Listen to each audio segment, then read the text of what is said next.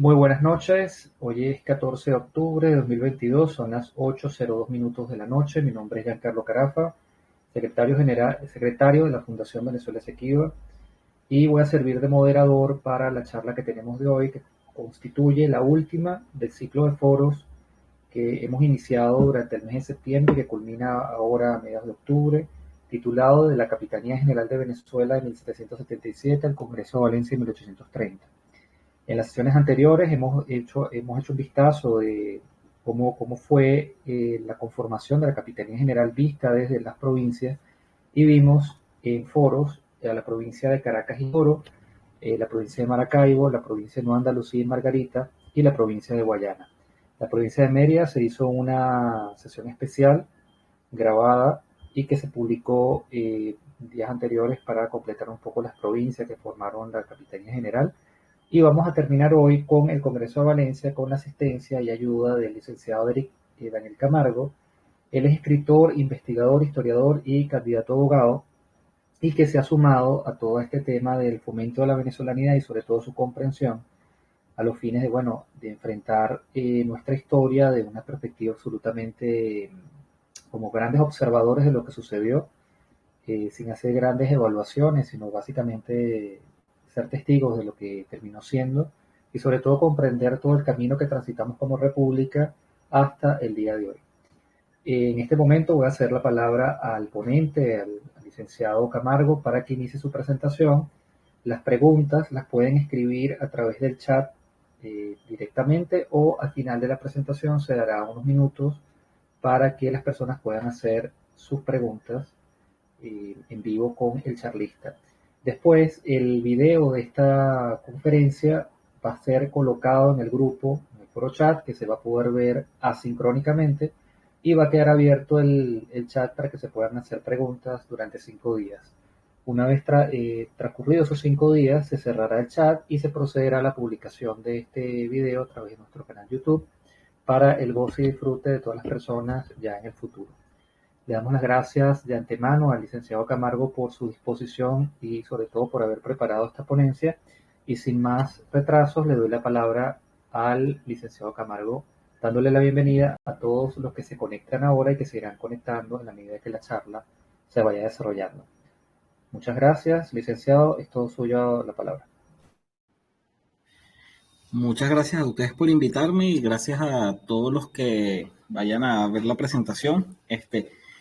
Me disculpo desde el principio por la presentación un poco precaria, que bueno, con estos días de lluvia, falta de internet y apagones no me permitieron trabajar libremente como quería, ¿no?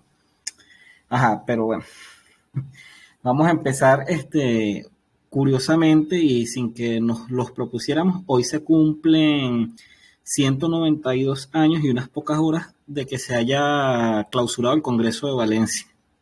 Justo culminó sus sesiones en un 14 de octubre. Así que se da esta feliz coincidencia sin que lo hayamos planificado. Bueno, quisiera empezar hablando básicamente con los antecedentes o lo que nos hace llevar al país hacia el Congreso de Valencia, ¿no? Que es obviamente todo este movimiento que se inicia a partir del 19 de abril de 1810, que va a derivar en la independencia de Venezuela, ¿no? Y a partir de ese día, también bastante especial, que uno lo celebra como el primer grito de la independencia, también tenemos que ver que es un momento en el que todas las instituciones de lo que podemos denominar como un Estado que existían aquí en el país van a colapsar, se derrumban por completo en toda la extensión del territorio nacional, porque ni siquiera en las provincias o que se alinean con el Consejo de Regencia, con el bando realista, digámoslo así, van a sobrevivir las instituciones monárquicas. Son sustituidas por regímenes militares y por incluso en Guayana es la propia junta de gobierno que se forma la que va a terminar mutando a una posición realista. Y bueno, durante todo el año de 1810, 1811 y 1812 vamos a ir viendo cómo las instituciones estatales se van erosionando hasta el colapso definitivo.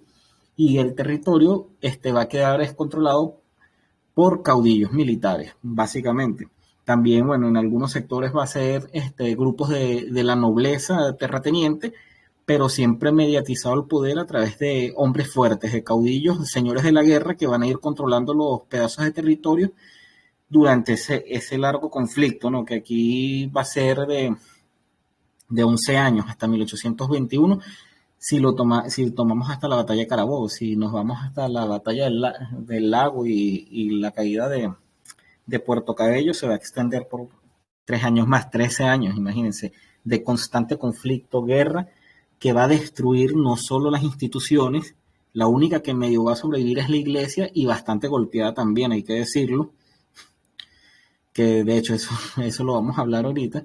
La única institución que realmente sobrevive es la iglesia. No había ejército, el ejército se va a construir y un ejército bastante precario, muy de montonera, como diríamos actualmente. En ese momento no se decían esos términos.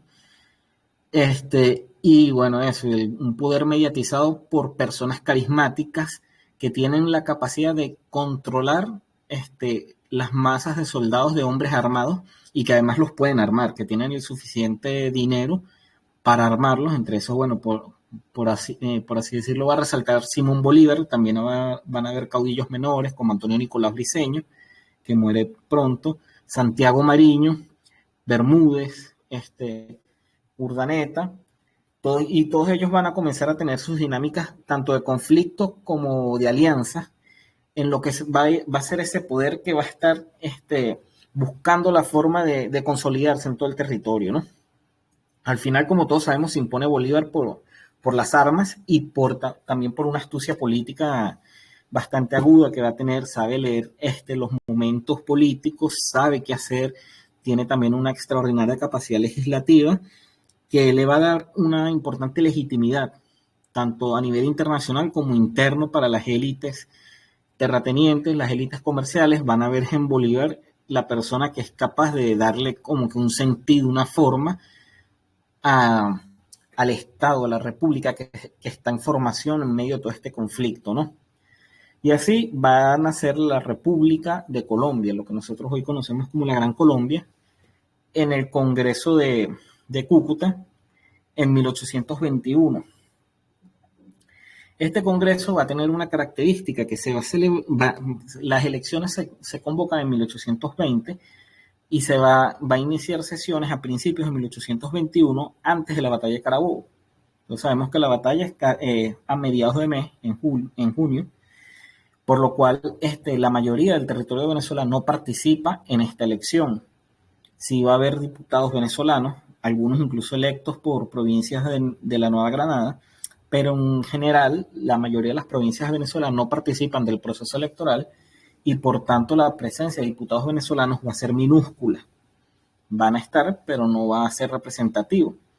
Y ya por ahí vamos a ver uno de los primeros escollos que va a tener el proyecto colombiano, porque esta constitución se va a dictar en noviembre, se va a promulgar en el mes de noviembre de 1821, ya finalizado Carabobo, ya incorporada la mayoría de las provincias a la República de Colombia, y ya en el mes de enero, la Municipalidad de Caracas, cuando le toca jurar la Constitución, en ese juramento del 3 de enero de 1822, van a poner sus protestas. O sea, ellos juran la Constitución, la reconocen, pero en ese reconocimiento hacen la salvedad, y la principal que ellos ponen es que Caracas no participó en las elecciones y no envió diputados.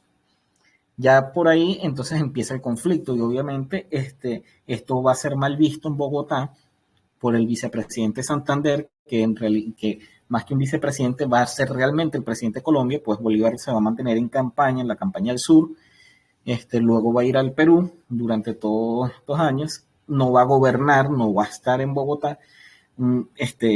Aquí voy a hacer un juicio personal, les puede agradar o no, pero él creó o lanza el proyecto colombiano, pero no se queda a consolidarlo, se mantiene en guerra. Obviamente es necesaria también la guerra para librar a Colombia de las amenazas militares que tiene por el sur con el virreinato del Perú y el resto de las provincias que aún no eran libres, pero no hace el trabajo de consolidar políticamente y procurar la unión entre las provincias venezolanas y neogranadinas, que como ya vimos, desde el primer momento en que nace Colombia, nace con el conflicto.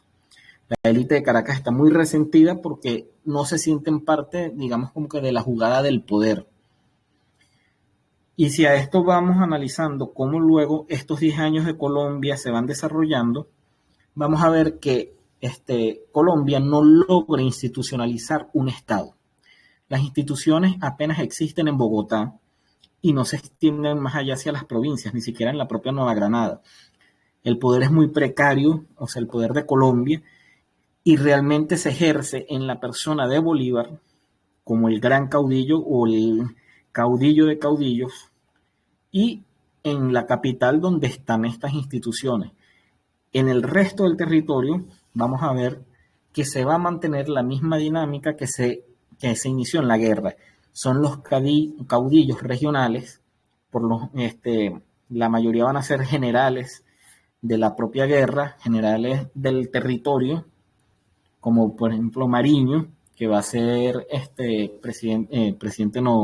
jefe político del departamento del Orinoco en un principio. Luego va a ser sustituido por Salón, pero al principio funciona así. Los caudillos militares de cada una de las regiones son colocados al mando de estas provincias, de estos departamentos que se van constituyendo, y ellos allí van a gobernar es a su arbitrio. Las leyes que se dictan en Bogotá no van a tener una efectividad real y concreta, y más si tenemos en cuenta, por ejemplo, que en Caracas, en Cumaná, en Guayana, hay recelos, hay resentimientos por no haber participado en el Congreso Constituyente, y la mayoría de estas leyes van a ser rebatidas, van a ser impugnadas, va a haber conflictos entre las autoridades. De hecho, uno de los primeros conflictos también que vamos a ver es entre la autoridad militar y la civil, cuando se ordena un reclutamiento en 1823 y Páez ordena un reclutamiento forzoso en contra de la autoridad civil del departamento de Caracas. De hecho, que se va a pedir su destitución. Logra con sus maniobras políticas zafarse, digamos, de este conflicto, pero ahí se ve latente que además las leyes confusas, intentando unificar, digamos, como que este enorme territorio que es Colombia, y unificar tanto el poder militar real de facto que existe y el poder civil que se está intentando construir y que no logran llegarse a los acuerdos básicos en esta primera instancia, ¿no? Entonces vamos a ver que Colombia realmente va a ser una ficción. Estos 10 años, si lo vemos con muy buen ojo crítico, Colombia no existe realmente. O sea, Colombia es una república de papel donde el poder se ejerce en las provincias por los mandos militares y por el propio Bolívar. Las instituciones apenas existen en Bogotá, como ya dije, ¿no? Entonces, esto va a provocar que en un país que está además arruinado, empobrecido por estos largos años de guerra, cansado, hastiado, necesita estabilidad, necesita constituir esas instituciones que le permitan comenzar a desarrollar el comercio, comenzar a recuperar la agricultura y que le den un sentido de destino. O sea, el país se embarcó en esta larga guerra para constituirse como nación, para tener un destino propio, y no lo encuentra, no lo halla, ¿no? Aquí una foto del Congreso de Cúcuta. Así, bueno, vamos a comenzar a ver entonces los conflictos. Páez va a ser, se va a convertir, a pesar de que al principio en este año del 23 va a tener este impasse con las élites de Venezuela, luego las élites van a ver en él, como el hombre fuerte del país, ese canal por el cual conseguir tanto estabilidad. También hay que decir que a pesar de que se ganó la guerra, quedaban partidas guerrilleras realistas, como la de Cisneros, como la de Arizábalo, los Huires. Entonces, Páez era ese hombre que garantizaba la paz, el orden, y que en torno a él se podía construir una autoridad que le diese por fin la estabilidad que necesitaba el país, y por lo menos enrumbar el país hacia un proyecto, ¿no? Y este conflicto, bueno, Páez va a encarnar esa enemistad de la élite caraqueña con Bogotá, y que se va a ver en un conflicto personal entre Páez y Santander. Ellos mismos van a intercambiar correspondencia, donde obviamente en muy buenos términos políticos, pero donde se va a ir ampliando esa brecha entre estos dos jefes, que va a derivar en lo que conocemos como la Cosiata en 1826, donde ya las élites de Venezuela comienzan a empujar a Páez hacia el quiebre definitivo.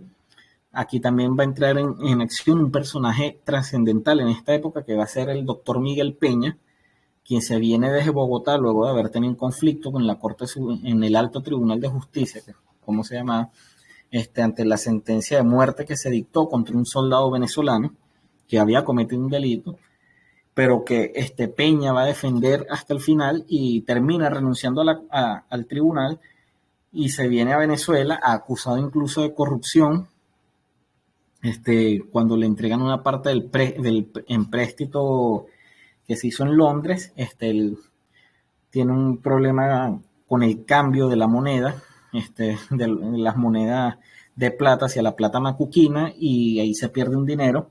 No voy a emitir juicio de valor al respecto, pero bueno, ahí queda como empañado con la corrupción, y bueno, aprovecha también, necesita él personalmente este movimiento para romper también con las autoridades, y va a ser el principal instigador político de este movimiento, que va a nacer en Valencia, en la ciudad de Valencia, de donde es él, Miguel Peña, y donde él tiene, digamos, esa capacidad para articular con las élites, con los principales comerciantes, con los propietarios. No va a tener éxito la Cosiata, además viene Bolívar. Aquí también podemos ver cómo el poder de Bolívar es fundamental. Donde está Bolívar existe Colombia. De entre el 21 y el 26 en Venezuela no hay Estado, están estos poderes regionales, no hay dinero, no funciona ninguna de las instituciones. Cuando llega Bolívar, emite decretos, se pone el orden, comienza medio a funcionar el aparataje institucional que estaba dictado en las leyes, pero que no existían los hechos. Y en lo que se va Bolívar, a finales del 27, inicio del 28, vuelve a colapsar todo el sistema, y ya estamos viendo en 1829, en 1829 vamos a comenzar a ver cómo nuevamente al colapso de este aparataje institucional bastante precario, las mismas ciudades van a comenzar a buscar la solución. También Colombia en sí, no solo Venezuela, el resto de la República está en caos, está en crisis. Los partidos políticos se dividen porque hay dos visiones muy distintas del país, la federal, la centralista. Se critica que los problemas que tiene Colombia para configurarse como un Estado es parte del centralismo que ha impuesto Bolívar en Cúcuta. Otros dicen que al contrario, que son los federalistas los que no permiten que las instituciones centrales sean las que echen raíces en todo el país. Comienza este conflicto que no logra hermanar ni siquiera internamente en la Nueva Granada, y mucho menos va a lograr hermanar lo que es Venezuela, Quito, Guayaquil, y con esta dividida Nueva Granada, ¿no? En Venezuela vamos a ver que este conflicto va a pasar, digamos, como que por debajo de la mesa en estos instantes. No es lo prioritario es lograr construir algo. No importa qué, lo importante es construirlo, ¿no? Y comienza nuevamente a agitarse el campo político, y se van a dar las asambleas populares en 1829. Las más importantes obviamente son las de Valencia y Caracas, que van a ser las principales ciudades, y que van a ser las que van a llamar por la división, por la secesión de Venezuela de la Gran Colombia. Maracaibo va a permanecer fiel.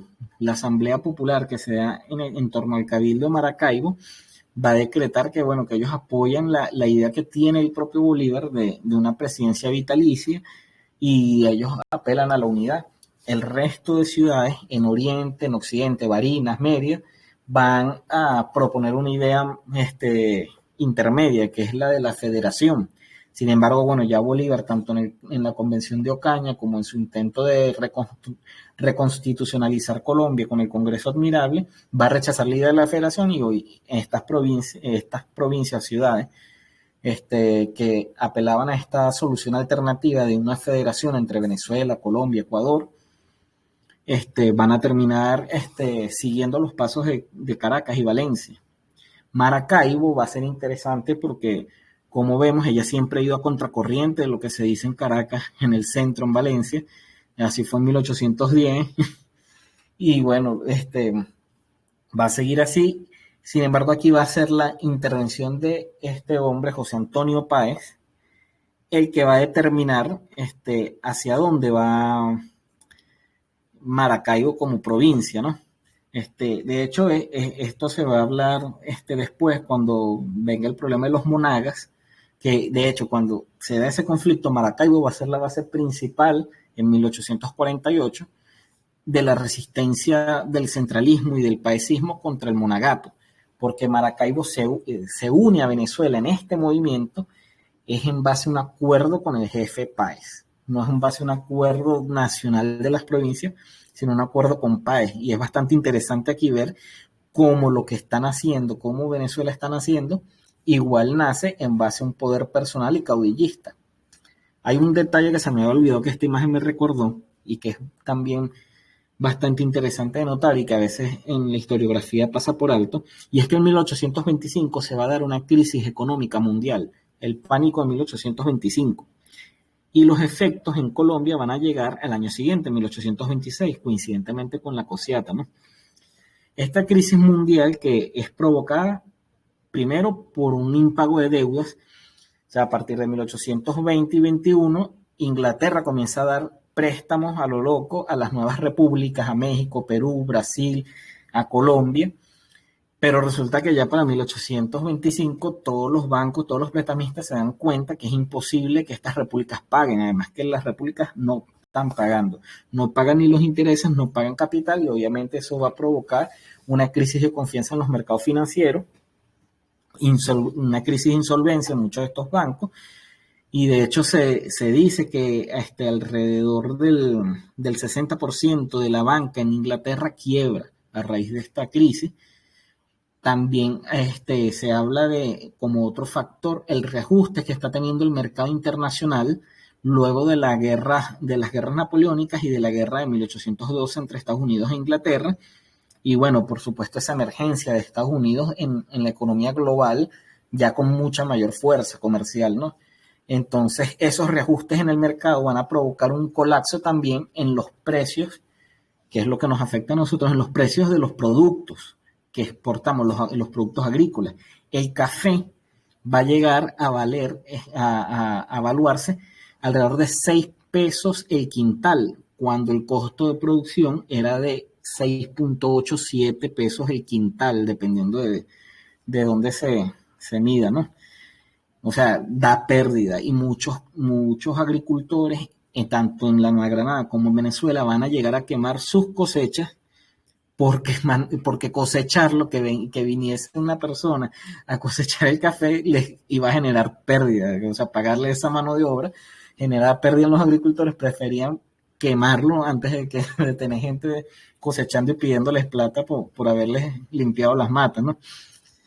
Entonces, esta crisis es importante también para entender esta situación. Obviamente, en todo momento de crisis económica, se señala al gobierno, tanto como para que busque soluciones como causante de la crisis, ¿no? Y bueno, como vemos, de hecho, como se ve por lo general en la historia, que este tema casi nunca se comenta, rara vez se dice, precisamente porque nunca estuvo en la discusión política, o sea, y en la discusión del Estado no se tomó en cuenta nunca este problema, esta crisis, y obviamente eso va a generar conflicto con la autoridad, pues, o sea, no se confía en las autoridades que hay en Bogotá, que ni siquiera están al tanto o no tienen en su agenda un problema tan grave como es del cual depende la mayoría de los habitantes del país, que es los productos de agroexportación. Bueno, aquí sale en 1826, ¿no? Entonces, la Gran Colombia entra en esta crisis, ¿no? Ya vemos que entonces en 1829 comienzan a darse estas reuniones.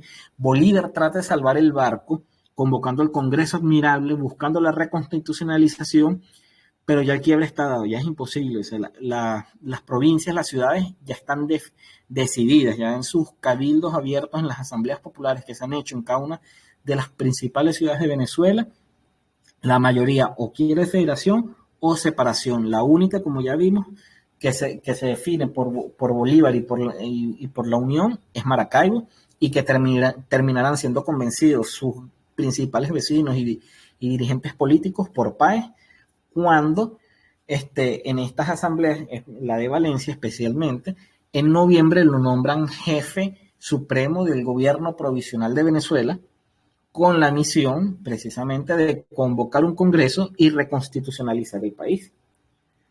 Entonces, así vemos que llegamos a enero de 1830, Bolívar está organizando el Congreso Admirable, el cual se va a instalar el 20 de enero de 1830, pero previamente, unos días antes, el 13, ya Páez había convocado a un congreso para que se reúna en la ciudad de Valencia. Y se reúnen en la ciudad de Valencia primero porque Valencia es el eje motor de este movimiento, digamos, separatista. Ya lo vimos en 1826, el principal urdidor de toda esta trama política, quien está haciendo los contactos con los dirigentes a nivel nacional, es Miguel Peña. También se van a unir a este movimiento Carlos Sublet y Diego Bautista Urbaneja, que estos van a ser importantes porque ellos van, primero Sublet viene del bando bolivariano, lo que le da, digamos, como que un piso de legitimidad a lo que está sucediendo, porque bueno, este general, que era de los más allegados a Bolívar, está también a favor de la separación, hace que muchos de los que dudaban de si era pertinente o no este movimiento, si no era una traición a Bolívar abierta, comienzan ya a flaquear en sus posturas y van viendo que, bueno, que sí, que lo más conveniente es separarse de Colombia, ¿no? De repente el proyecto no era tan bueno, si los allegados a Bolívar, también va a estar Carabaño entre estos. Y Diego Bautista Urbaneja, también es un personaje interesante en esta situación, también era muy cercano a Bolívar, fue ministro de la Gran Colombia, ministro del Interior, también en 1819 en el Congreso de Angostura, formó parte del gabinete de Bolívar, era uno, o sea, se podría decir que era uno de los hombres de Bolívar a nivel político, y se le ve aquí también instigando este movimiento, esta separación. Va a entrar luego también en el gabinete de Páez, y además Urbaneja se va a caracterizar durante toda su vida política como un hombre mediador, un hombre capaz de poder transar y navegar entre todas las corrientes políticas que hubo en el país. El tipo estuvo bien con todo el mundo hasta su muerte. Nadie le pudo reprochar, digamos, nada. O sea, lo que se le podía reprochar era esa capacidad que tenía para que nadie estuviese bravo con él, para estar bien con todo el mundo, para ganarse el afecto de todos y ganarse la aprobación de todos, pasara lo que pasara. Estuvo bien con Páez, con Monagas, con Bolívar. Era un buen saltimbanqui y que quedaba bien parado siempre, ¿no? No quedaba mal, ¿no? Entonces, bueno, estos personajes van a ser fundamentales en este trabajo de lograr convencer a todo, digamos, el liderazgo económico y político en las provincias para terminar de consumar la separación. Se convoca este congreso, el cual va a empezar el proceso electoral el 27 de febrero de 1830, mientras a la vez Bolívar trata de evitar que esto suceda, ¿no? Se van a dar unas comisiones de paz, va a venir incluso Antonio José de Sucre, va a ser enviado, pero Mariño, como comandante militar de la frontera, va a evitar que la comisión de paz pase al país. Las reuniones se van a realizar en Cúcuta, va a haber momentos de gran tensión hasta abril, cuando se reúne el Congreso, donde incluso se creía que podía llegarse a dar una guerra entre Colombia y Venezuela. Por suerte no se llegó hasta ese extremo, pero sí en estos momentos de negociación fueron bastante agitados, fueron bastante fuertes. Y en todo ese proceso electoral vamos a ver, o sea, y con esta situación de conflicto, Baral, por ejemplo, que es uno de los que narra este episodio dice que el proceso electoral se da con total paz y tranquilidad, porque había como que toda una dirección hacia donde el país iba, que era la separación de Venezuela.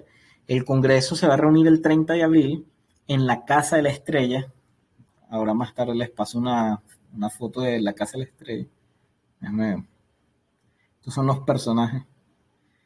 El Congreso, aquí está en Valencia, se va a reunir en la Casa de la Estrella, que también había funcionado como sede del Congreso de 1811, pero ya en la fecha de 1812, en sus últimos meses, cuando se muda a Valencia, antes del terremoto y antes de la invasión de Monteverde, ¿no? O sea, ya es una casa con historia, o sea, ya había funcionado como sede del Congreso, había sido un hospital, y aquí se van a instalar las sesiones del Congreso.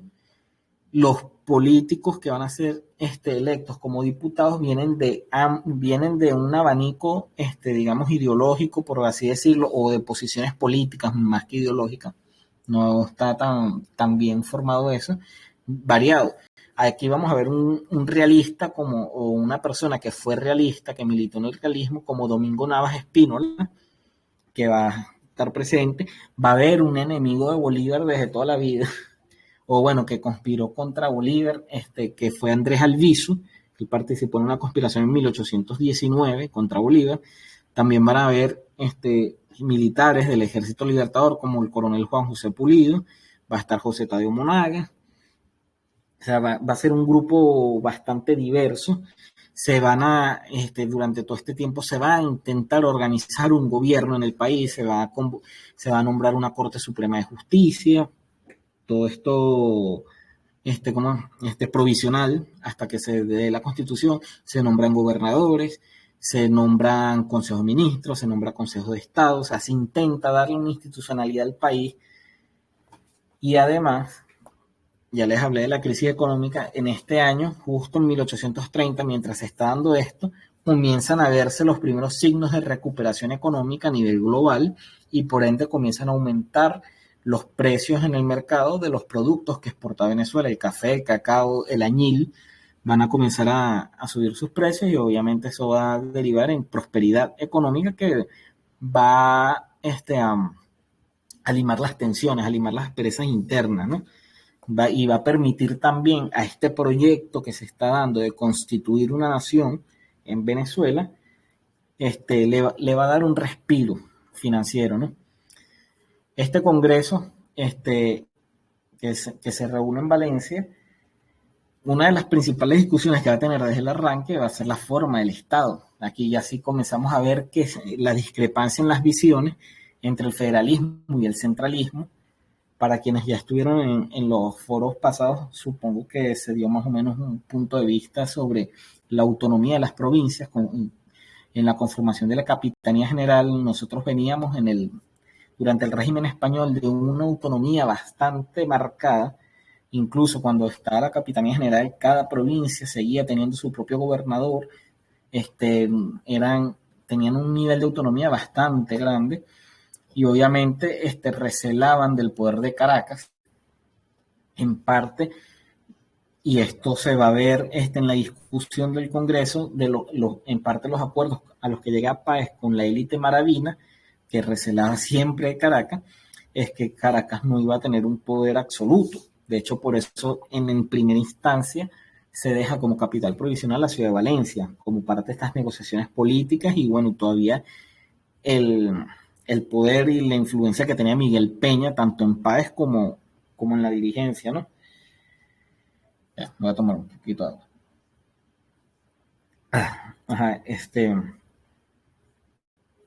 Y en esta discusión, con bastante ingenio, un diputado de Coro, José María Tellería, va a dar una propuesta que él dice, no, bueno, nosotros no vamos a matarnos como estaban en Colombia matándose en la Convención de Ocaña, en el Congreso de Admirales, y entre federalismo, centralismo, y proponen una idea bastante pragmática y que va a quedar marcada en la Constitución, que ellos se van a comenzar a definir como un régimen centro-federal.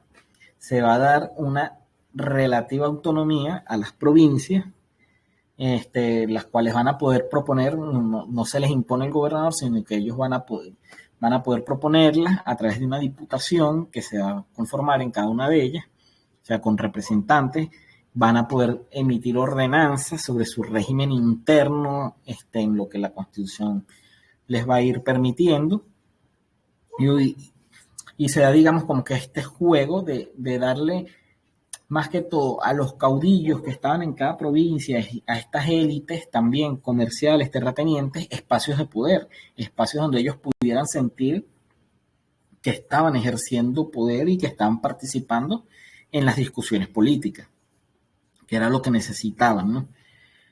Esta constitución, además, va a garantizar, digámoslo así, el derecho a voto de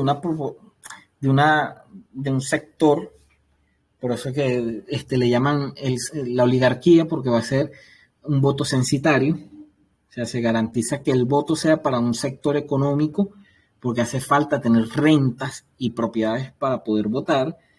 Sin embargo, va a ser menos estricto también que la de 1811. Claro, también estamos hablando de un país que está quebrado, que está en ruinas. Se garantiza también en esta constitución la participación de las provincias en o sea, igual la conformación del Senado va a dar una igualdad entre las provincias al darle 2 senadores a cada una, sin importar la población, en la Cámara de Representantes. Todo esto copiado del modelo norteamericano. Va a garantizar así una relativa igualdad en la discusión del Parlamento. Y en los primeros años, si hay que decirlo, en los primeros años que se va a dar en esta república, el Congreso va a tener una relativa autonomía de Páez en ese primer gobierno. O sea, si va a haber un debate político, no va a haber ese control excesivo del caudillo sobre lo que se dice y lo que no se aprueba en el Congreso, ¿no? Igual esto sucede durante este año, durante este Congreso de Valencia. Esta va a ser la primera constitución, la que se va a dar, que se va a aprobar el 7 de octubre, se va a aprobar el 7 de octubre y se promulga el 23. Va a ser una de las constituciones más duraderas del país, por detrás de la del 61 y de la del 99, va a durar alrededor de 14 años. El resto de las constituciones del país van a tener una vida bastante precaria, agitada. Esta constitución, que además se está logrando con el acuerdo y la representación de todas las provincias que están deseosas de una institucionalización, de darle este orden, de encauzar las fuerzas productivas del país. Se logra un acuerdo, una articulación de todas estas élites. Este Congreso es importante también por eso, porque, como ya dije, hay una representación variada, o sea, hay personajes que fueron realistas, hay militares del ejército, hay abogados, hay médicos. Aquí está José María Vargas, que de hecho personajes que durante la Guerra de Independencia no tuvieron participación alguna, o otros que sí, como José Tadeo Monagas, que fueron héroes. O sea, aquí vemos una enorme variedad, hay una representación real de las élites políticas, de las élites económicas del país, que van a lograr un acuerdo, y ese acuerdo está sostenido por la fuerza y la autoridad de José Antonio Páez. Y eso se va a ver reflejado en la Constitución de 1830. Y que no por nada va a ser la Constitución que durante el siglo XIX va a tener una mayor longevidad, y va a ser la tercera Constitución más longeva que va a tener el país, porque se logra hacer este consenso, se logra hacer esta articulación. Y yo creo que esto es lo que hay que destacar de este proceso político, que no se va a poder lograr luego en el resto del siglo, sino por la mano dura de caudillos, ¿no? Aquí, a pesar de que sí está la figura de Páez, no es Páez el que está imponiendo el proyecto, sino que es en torno a Páez que se construye el proyecto. Claro, esto igualmente va a dejar marcar una impronta sobre la necesidad de ese hombre fuerte que logre la estabilidad y el control del país, que cuando no esté, vamos a ver que esto va a ser un rancho prendido, como dice un compañero de clase cuando vimos Historia de Venezuela, que decía, ¿no?, que Venezuela era un rancho prendido, sí, pero bueno, cuando se dan estos hombres de poder, bueno, se logra un cierto nivel de estabilidad, pero que también en este momento, y que va a ser importante, se va a dar también porque se da bajo el acuerdo, se logran consensos importantes en las élites que gobiernan las distintas provincias que van a conformar la futura República de Venezuela, ¿no? Para finalizar, hay que hablar que, bueno, que no todo fue rosa. Había comentado que, bueno, que la iglesia había quedado como una de las instituciones, como la institución que pudo sobrevivir en la guerra, pero bastante golpeada. Porque, bueno, como sabemos, la mayoría de los sacerdotes eran afines al realismo, y la imagen que queda de esa institución tras acabar la guerra es que era una institución enemiga de la República. Y por lo tanto, aquí se van a abrir dos debates y que se van a dar tanto en este Congreso, se dieron durante Colombia y se van a dar al final, al cierre del Congreso, que son la de el patronato eclesiástico y la juramentación, ¿no? ¿Por qué? Porque, bueno, como les dije, se veía con recelo la iglesia, se veía con recelo el sacerdocio, y una forma en que la clase política veía como garantía de esta estabilidad que necesitaban, que era urgente, era evitar que los sacerdotes siguieran con la prédica o mantuviesen una prédica alineada con los intereses de España y del sistema monárquico. Había que volverlos republicanos, y la forma para hacer eso era que el Estado tuviese un control sobre la iglesia. A eso se refiere con la discusión sobre el patronato, que en Colombia fue aprobado y que en Venezuela se iba a ratificar, y esa ley que se aprobó en la República de Colombia se iba a trasladar a Venezuela. Y no iba a ser sin conflicto, ¿no? Este patronato implicaba que las autoridades, o sea, desde el arzobispo, los obispos y los párrocos, eran designados por la autoridad política nacional, que además el financiamiento de la iglesia era dado por el Estado. De hecho, se va a ver que en las discusiones de los presupuestos nacionales, a partir de entonces, se mete un capítulo sobre la iglesia que va a ser dependiente del Ministerio de Relaciones Interiores. Y por supuesto, también para terminar, como que darle la cerecita al pastel, o una cosa aquí que voy a decir, la ley del patronato no se ratifica este año y en este Congreso, pero a pesar de eso, ya de una vez se trata como que si estuviese vigente, porque era una ley vigente de Colombia. Lo que se va a hacer luego, posteriormente, es ratificar esa validez, pues, porque se da el debate si era válida o no era válida la ley. Pero en este instante, a pesar de que no es ratificada, se sigue el cumplimiento. O sea, el Estado de Venezuela se asume heredera del patronato eclesiástico de Colombia, que ya Colombia se había asumido heredera del patronato eclesiástico de España.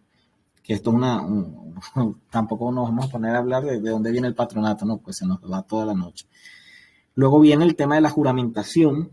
Como dijimos, el 23 de octubre se hace la promulgación y se juramenta la Constitución, y se ordena a que en todo el país se jure la Constitución, en todos los cabildos, en todas las iglesias, y se ordena que todos los sacerdotes, en todos los pueblos, en todas las parroquias, incluyendo el arzobispo, hagan misa y juren la Constitución en la misa, como para dar un mensaje de que la iglesia estaba sometida al Estado y que los sacerdotes tenían que cumplir la Constitución y las leyes de la nueva república, que no iban a estar, digamos, como favoreciendo al rey, o iban a estar todavía reacios a la autoridad republicana, y esto va a crear un conflicto, porque el arzobispo, a pesar de haber sido un luchador de la independencia, de haber cabalgado junto con Páez en los llanos de Apure y de Barinas, Ramón Ignacio Méndez, él se va a negar porque, bueno, él va a defender las prerrogativas de la institución que él representa, ¿no?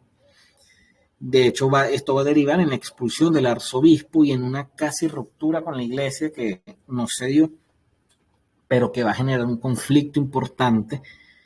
Bueno, como digo, ya viene esta expulsión, porque como les digo, todas las instituciones habían quedado destruidas, la que medio quedó era la iglesia, y había quedado precisamente esto, por estar alineada con el realismo y ser, digamos, como el punto central de unión de Venezuela, también por eso se salva de una ruptura completa durante este periodo, porque realmente es a través de la iglesia y digamos como que la identidad a través de la religión cristiana que muchos de los políticos del momento ven que es la única forma también de cohesionar estas provincias diversas que habían peleado, perdón, que habían sido bastante autónomas durante el periodo colonial, que cada una había peleado por su cuenta y entre ellas durante la guerra de independencia, porque gran parte de la guerra de independencia también tenemos que verla como un proceso de un conflicto civil entre los poderes regionales, los los conflictos raciales, conflictos incluso ideológico entre los monárquicos y los republicanos, e intereses comerciales, intereses con los terratenientes, todo esto confluye en esta guerra y que bueno, al fin y al cabo, las élites políticas concluyen en que la iglesia es, digamos, ese pegamento que necesita el país y por eso no se termina de dar una ruptura como se pudiese haber previsto, ¿no? Por fortuna. Y eso logra mantener, de hecho, a pesar de la expulsión del arzobispo, luego comienzan nuevamente las tratativas para restablecer las relaciones, para que él se devuelva al país. Lamentablemente él va a morir en la Nueva Granada, no va a regresar. El conflicto de la juramentación se va a extender por 3 años. Nos hace un conflicto bastante fuerte, pero bueno, al final se impone la república. Y el patronato va a existir hasta el siglo XX en Venezuela. De hecho, va a ser también un tema de conflicto con la Santa Sede, pero al final se impone esta institucionalización que arranca aquí, se va a terminar de imponer y vamos a ver cómo poco a poco, no es inmediato, pero poco a poco se va a ir constituyendo un Estado en Venezuela. También esta fórmula centrofederal que establece la Constitución va a permitir que en las provincias se vaya tejiendo poco a poco, en algunas con mayor fortuna, en otras no tanto, como en Apure, por ejemplo, que va a ser bastante difícil, además por la situación económica, pero por ejemplo en Maracaibo y en Cumaná sí se va a ver cómo se va construyendo un precario, pero interesante edificio institucional que cuando comienza de nuevo a tambalearse todo el sistema en 1848, ya hay una estructura más o menos formada.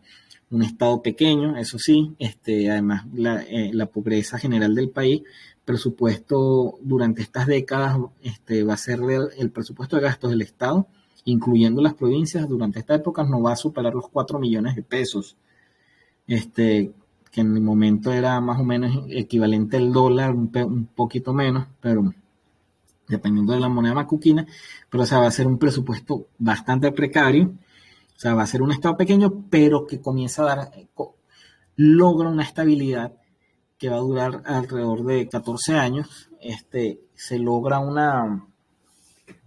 orden, se comienza a enrumbar el país, también gracias a esta recuperación económica de los mercados mundiales, y se logran articular las élites. De hecho, aquí vemos un mapa que es del 40, aquí aparecen provincias como la de Barquisimeto, como la de Trujillo, que no existían para el momento del Congreso de 1830, pero que el Estado se las va a poder permitir crearlas también para ir abriendo canales de participación política dentro del marco de la participación política del momento, y a la vez porque hay suficiente, digamos, entramado institucional como para constituir estas autoridades y que puedan tener un relativo control.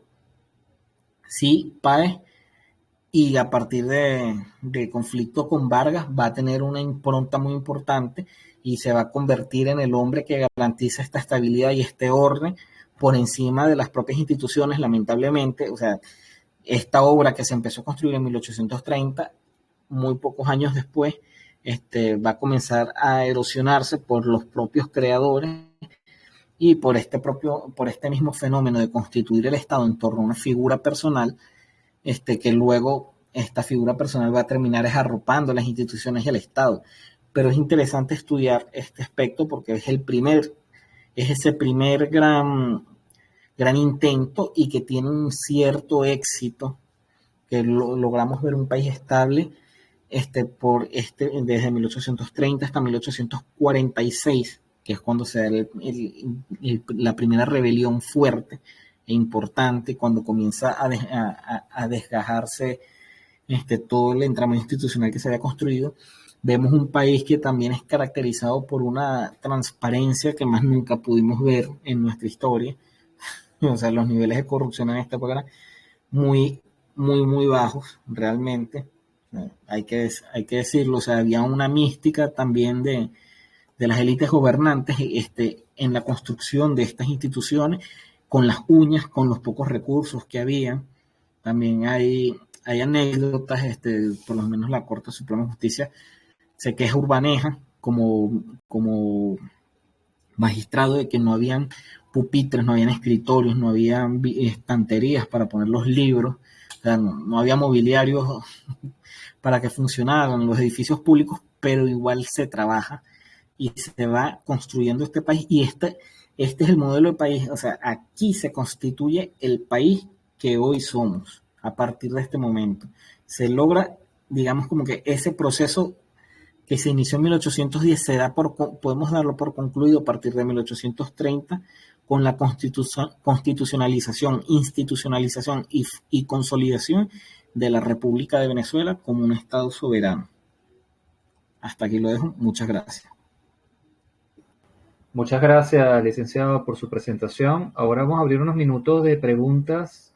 Le pedimos a los que están en sala que sencillamente abran el micrófono y intervengan, sin problema.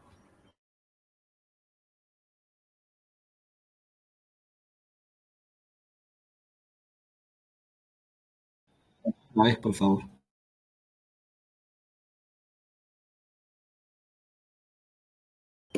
Bueno, mientras los que están en sala deciden hacer una pregunta, yo tengo varias, pero voy a empezar con solamente dos.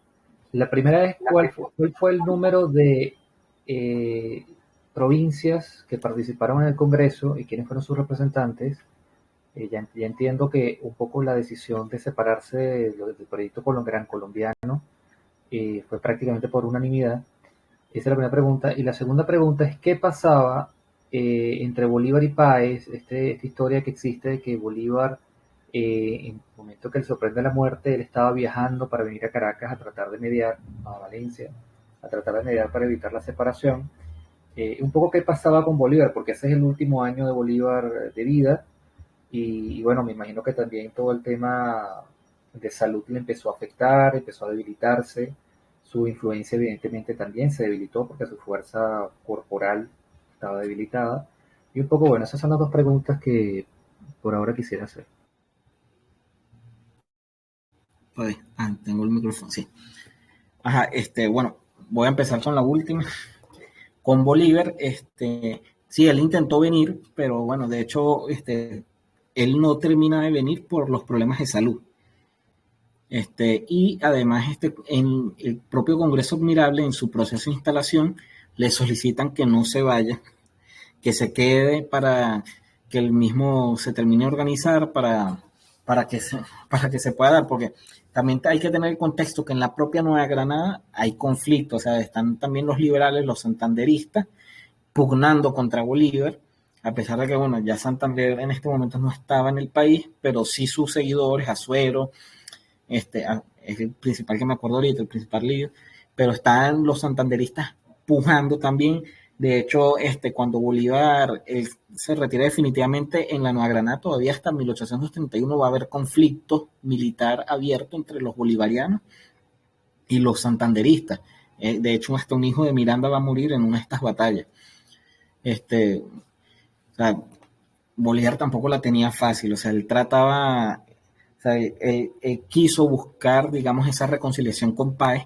De este lado, en Venezuela, sí se va a ver que, de hecho, muchos historiadores se lo reprochan a Páez, la actitud que él va a tener hacia Bolívar, que se lo va a calumniar, se le va a acusar de intentar imponer una monarquía, de imponer la dictadura vitalicia, de tiranizar el país. O sea, varios de estos diputados que van a estar presentes en el Congreso le van a soltar cargos, incluso hasta improperios e insultos a Bolívar.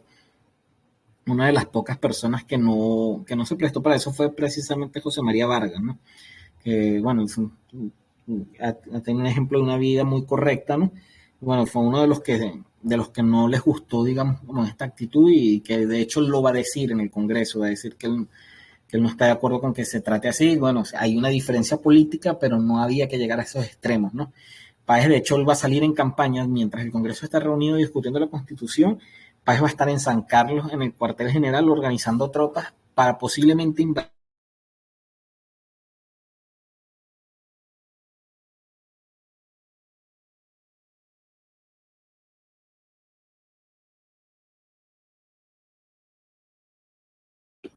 Hemos perdido el audio, vamos a ver si lo recuperamos del licenciado Eric, que en este momento estamos sin audio de su presentación. Vamos a dar unos minutos a ver. Ajá, aló, se me cayó, disculpen. Ok, estás otra vez al aire. Me había quedado una invasión preventiva, ¿no? Exactamente, estaba en el cuartel de San Carlos Bueno, justamente. exacto, y preparó tropas para una invasión preventiva. Bueno, y mientras eso estuvo articulando con los maravinos, los maracuchos, esa alianza. Y bueno, de las provincias que participaron,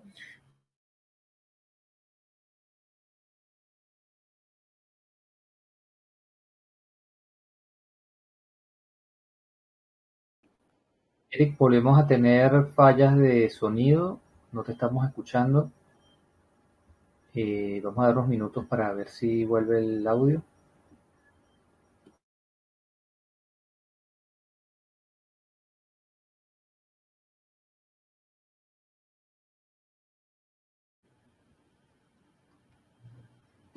volvió. Oye, lo que pasa es que estoy desde la computadora, disculpen.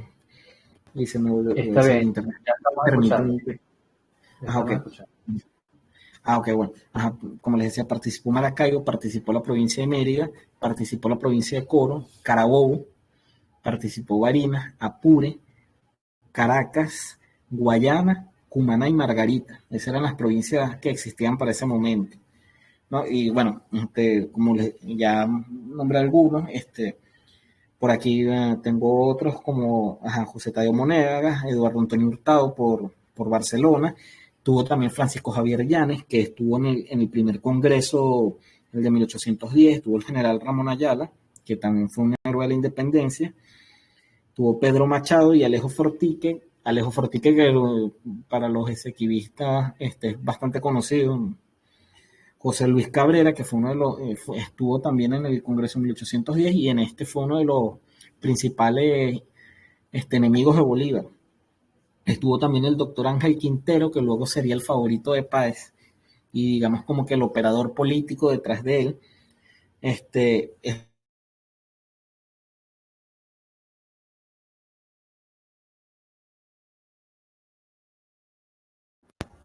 Ok, volvimos a perder el audio, licenciado. Esperamos unos segundos para ver si vuelve.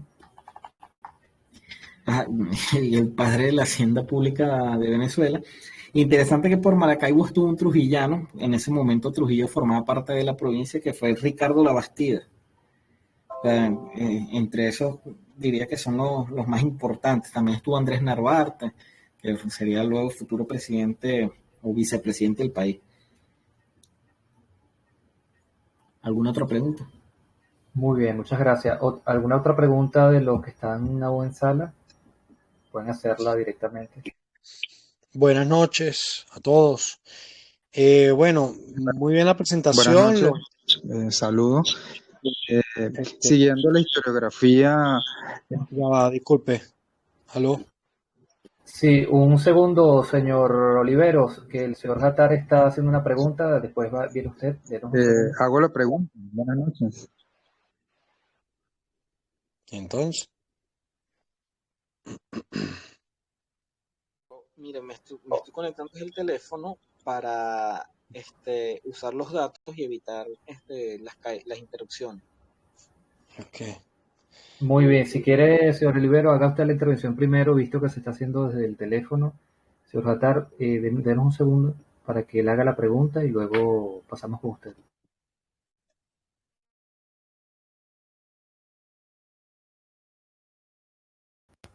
Adelante, señor Olivero.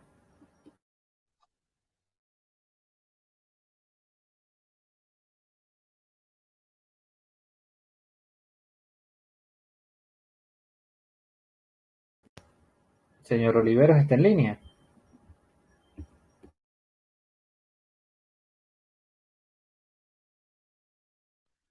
Muy buenas noches, bueno, agradecido. Muy buenas noches, agradecido por la conferencia y la pregunta es lo siguiente, pues siguiendo la historiografía que se menciona, podemos deducir que entonces Páez sí fue un traidor del proyecto de Bolívar, ¿lo podemos afirmar?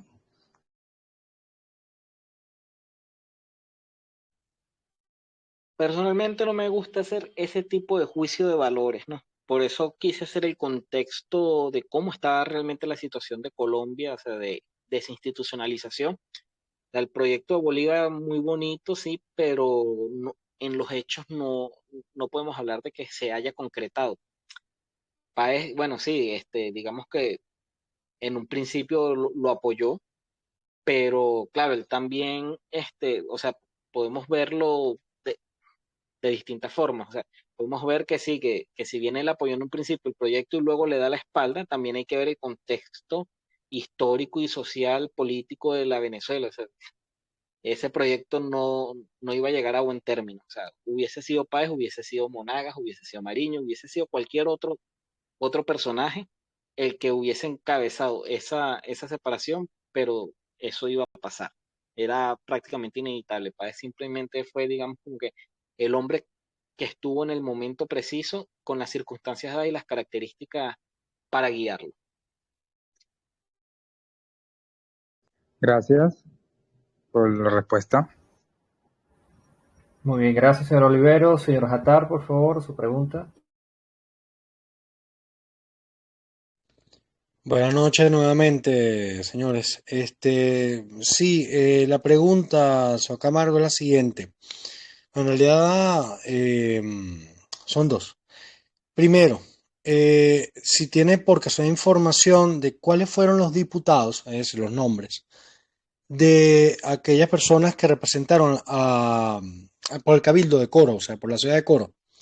Es bien conocido que durante la época de la Gran Colombia, la provincia de Coro como tal se unió a Maracaibo y formó parte del departamento del Zulia de la Gran Colombia. Pero ¿cuántos diputados por la parte de Coro fueron al Congreso de Valencia, participaron y qué propuestas llevaban en su seno para plasmar en el Congreso? Esas son las dos preguntas. Bueno, primero una aclaratoria que te quiero hacer, José Gregorio, es que si bien existe un departamento del Zulia donde estuvo la provincia de Coro integrada con la provincia de Maracaibo, este departamento se subdividía en las provincias, es decir, las provincias no perdieron, digamos, como que su personalidad, a excepción de Trujillo, que sí fue eliminada como provincia y quedó como parte integrante de la provincia de Maracaibo. Coro sí subsistió como provincia durante la Gran Colombia y tuvo sus gobernadores por debajo del jefe del departamento del Zulia, ¿no? Eso para aclarártelo, ¿no? O sea, que Coro en ese sentido no perdió la autonomía y creo que hubiese sido bastante complicado para los coreanos teniendo en cuenta sus características, ¿no? De autonomistas, ¿no? Y bueno, como fueron dos diputados, José María Tellería y el otro es de apellido Urbina, ya que estoy buscando aquí, me hiciste aquí abrir un documento, estoy buscando el nombre del otro diputado, de ese diputado Urbina, que de hecho él no era coreano, él era de Lara, de Barquisimeto, en ese momento se llamaba Barquisimeto. Pero bueno, en esa época de esas fronteras, Manuel de Urbina, aquí, Manuel de Urbina, porque él luego representaría también a la provincia de Barquisimeto y por lo que yo me puse a buscar más o menos quiénes eran estos personajes. Sí se recuerdo de Urbina que él era caroreño.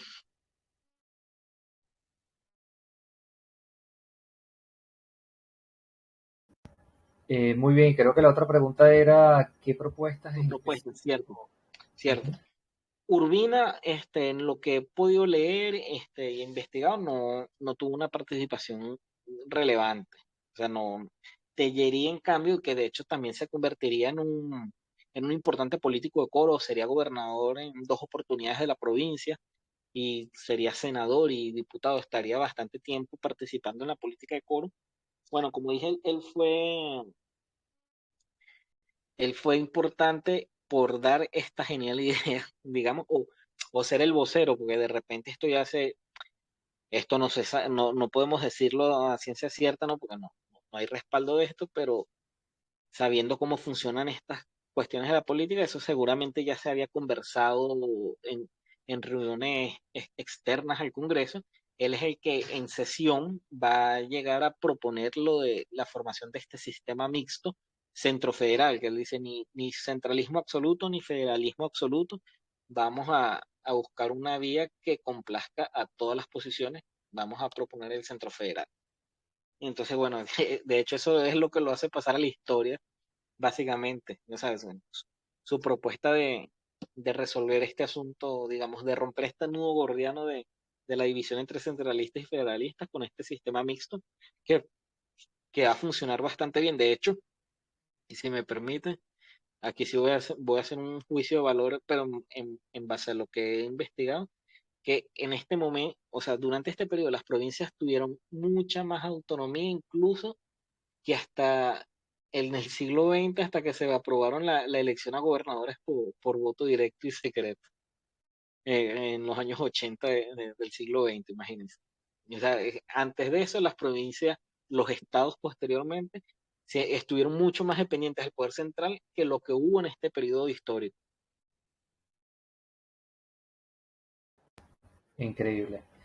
Bueno, ¿alguien más en sala quiere hacer alguna pregunta?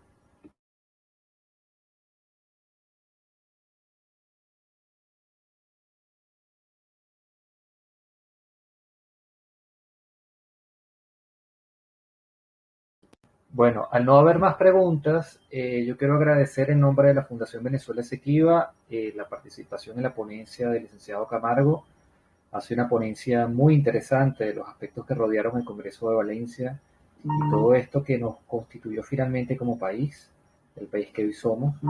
Y es por eso que la Fundación, bueno, le entrega este certificado, que lo proyecto directamente en la sala, se le hará llegar en electrónico al licenciado Camargo, por su participación y su ayuda en la difusión de toda la historia, de nuestra historia como nación, lo cual fomenta y fortalece nuestra venezolanidad.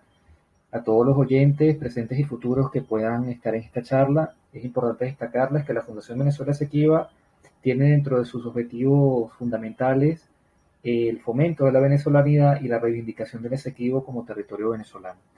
Bueno, no me queda más que despedir a toda la audiencia, a todas las personas que están presentes en sala, dándole las gracias al licenciado Eric Camargo y doy por concluida el foro del Congreso de Valencia en 1830.